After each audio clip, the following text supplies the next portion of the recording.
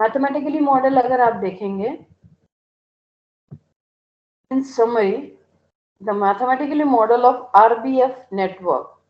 Can be expressed as x equals to F of U, जो unit of function जो था हमारा F I you लिया था उसको हमने लिखा था W of 0i plus summation of i equals to 1 से लेके l तक into weightage of I J. उसी को अगर हम मैथमेटिकली रिप्रेजेंटेशन देखें तो कुछ इस तरीके से लिखा x ऑफ एफ यू, आप डायरेक्ट लिख सकते हैं। अब एफ यू की वैल्यू आपकी रेंज हो जाएगी R to the power N से लेके R to the power M, यानी रेंज होगी एन से लेके एम तक की। जब आप इसमें फॉर्मूला पुट करेंगे कि हमें डिस्टेंस पता था कि g into mod of u minus C I, यहाँ पे हमारा जो एक्स आई इक्वल्स टू होगा एफ ऑफ जे यू। अब आप एफ जे यू की वैल्यू पुट करी है तो डब्ल्यू 0i या j plus summation of i equals to 1 से लेके l डब्ल्यू आई जे। अब डब्ल्यू आई जे को एफ यू वाला पुट करेंगे तो g इंटू जो टोटल डिस्टेंस आ जाएगा वो आ जाएगा g into mod of u minus C I, where j equals to 1 to up to m तक,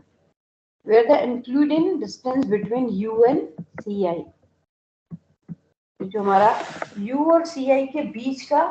डिस्टेंस होगा वो हमारे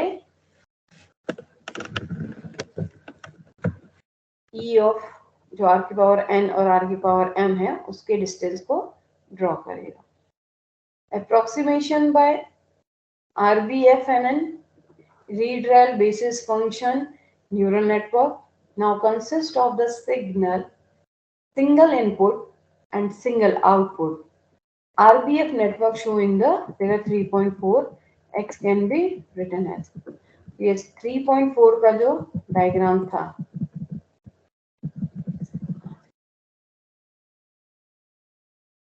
ये ठीक है, ये हमारा 3.4 के डायग्राम को ड्रॉ करते हुए ये इक्वेशन आई थी हमारी x equals to F of U. F of U की वैल्यू है summation of i equals to 1 से j। अब डब्ल्यू आई, अब g हमारा डिस्टेंस था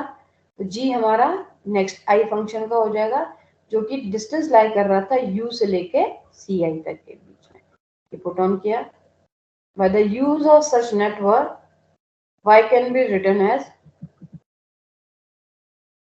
y equals to summation of I equals to 1 से लेके l w of I gi mod of u minus ci plus ru, यानी जितना भी रेडियस फंक्शन या रेडियल फंक्शन होगा वो एडिशनल में ru आएगा। तो आपका प्रॉपर फॉर्मूला बन जाता है fu प्लस ru, यानी समीशन आपने किया RNN फंक्शन का तो देखिए कुछ इस तरीके से एक इंफॉर्मेशन गया उससे n नंबर ऑफ आउटपुट में कन्वर्ट हुआ, वो n नंबर ऑफ आउटपुट को कंबाइन करके एक सिंगल इनपुट के फॉर्म में देन ट्रांसमिट किया, यानी आपका जो ट्रांसमिटिंग प्रोसेस हो गया एक तरीके से मल्टीप्लेक्सर के फॉर्म में सिंगल 1x1। अब उसमें आपके n number of hidden unit हो तो आप उन्हें कंबाइन करके एक सिंगल लेयर में डिजाइन करें। एफ ऑफ यू जो होगा वो आउटपुट ऑफ RBNN होगा, जो RU होगा वो रीड रेल या रेसिडुअल फंक्शन होगा, जो C होगा वो सेंटर ऑफ नोड होगा या वेरिएंट सिग्मा i होगा, वेटेज WI रिप्रेजेंट करा रहा है।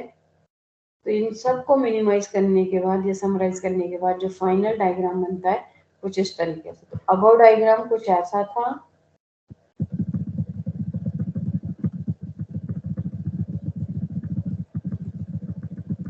देखिए ऐसा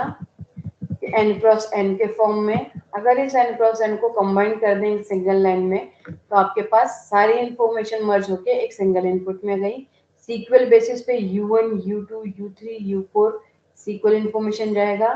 देन नंबर ऑफ नोड बीच में हिडन की तरह वर्क करेंगे और कंबाइंड आउटपुट आपको रिसीव कराएगा जो x1 x2 x3, यानी अगर असाइन किया है u1 की इंफॉर्मेशन x1 के लिए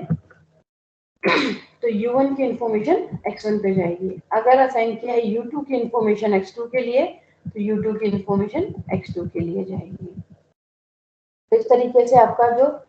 सिंगल इनपुट है वो सिंगल आउटपुट में कन्वर्ट हो जाता है। बीच में हमारे मल्टीपल फ्रैक्टोन लेयर या हिडन लेयर वर्क करती हैं। ये हमारा रीड रेल या रेडियल बेसिस फंक्शन,